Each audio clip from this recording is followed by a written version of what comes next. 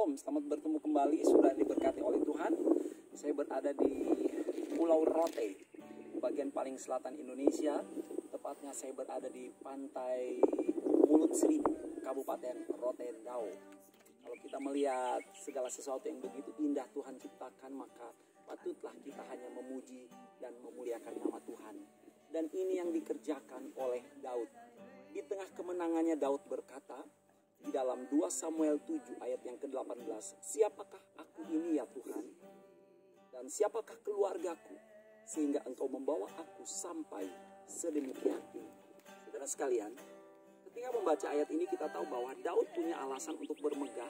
Daud punya alasan untuk memuji diri, meninggikan dirinya sendiri, tapi Daud tidak melakukan itu. Di tengah-tengah segala kebesarannya, Daud berkata, siapa aku ini ya Tuhan Allah, siapa keluargaku sehingga engkau membawa aku sampai sedemikian ini. Daud dalam kerendahan hati, dia menoleh ke belakang dan dia membuat satu rantai kisah perjalanan hidup. Dan dia berkata, engkau yang membawa aku sampai sedemikian ini. Bapak ibu saudara sekalian, setelah Saul ditolak dalam 1 Samuel 6 ayat 13, dikatakan Nabi Samuel mengurapi Daud. Pengurapan sebagai raja sudah ada di atas Daud. Tetapi faktanya Saul tidak melepaskan tahta raja kepada Daud. Bahkan sebaliknya kalau saudara membaca di dalam 1 Samuel 6 ayat 22 dikisahkan bahwa Daud bekerja pada Saul. Bagaimana mungkin seorang raja yang sudah sah terpilih, tapi kemudian masih mengabdi, bekerja kepada raja yang sudah dilengserkan. Itu adalah satu tindakan yang hanya mampu dilakukan oleh seorang yang memiliki kerendahan hati. Dan Tuhan temukan itu di dalam Daud. Bapak ibu saudara sekalian, di dalam 1 Samuel mulai pasal yang ke-9, Saul mulai berupaya untuk membunuh Daud. Bahkan dia mengejar Daud.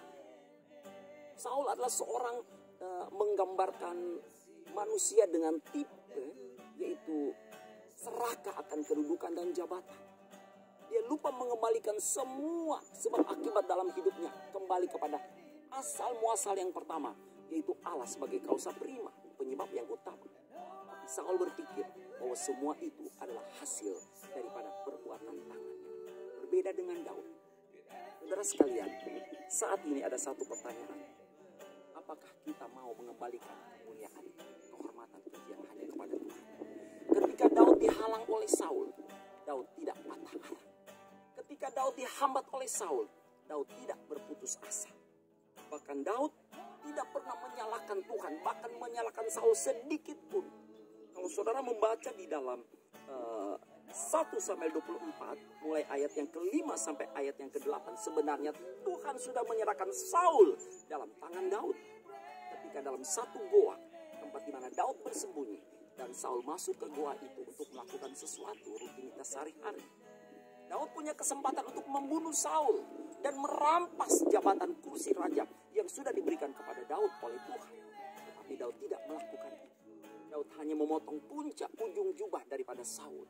Dan ketika Saul tahu itu, Saul tahu bahwa sebenarnya kedudukan raja sudah diberikan kepada Daud. Saudara sekalian, saat ini kita sedang belajar. Orang-orang yang luar biasa adalah orang-orang yang mengembalikan segala pujian, hormat, kemuliaan hanya bagi Tuhan. Orang-orang dengan karakter kerendahan hati, orang-orang seperti itulah yang akan ditinggikan, dipromosikan oleh Tuhan. Pagi ini dalam segala kemegahan, berkat-berkat, mari kita boleh berkata, Tuhan, siapakah aku sehingga engkau membawa aku sampai sedemikian ini. Dan sebaliknya ingat saudaraku, kalau saudara dalam pergumulan hidup, bahkan mungkin engkau berkata, aku pada titik terendah. Banyak orang menghalangi aku. Tuhan, di mana engkau? Jangan pernah menyalahkan Tuhan.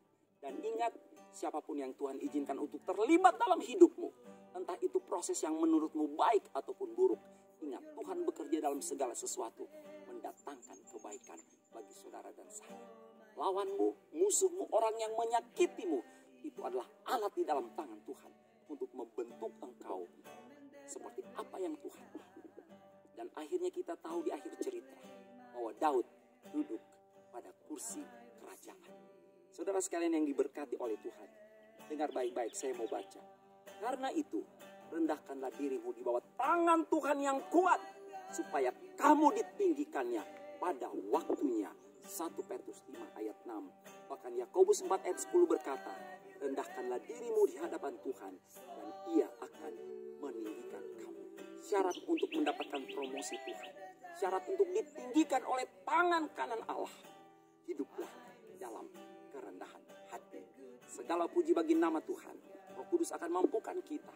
Dia akan membentuk, memproses hidup kita, sehingga kita menjadi seperti ciptaan yang sesuai dengan kehendak Allah. Ciptaan yang baru, karakter pribadi yang kompeten untuk dipakai menyatakan kemuliaan nama Tuhan. Mari tundukkan kepala, kita berdoa.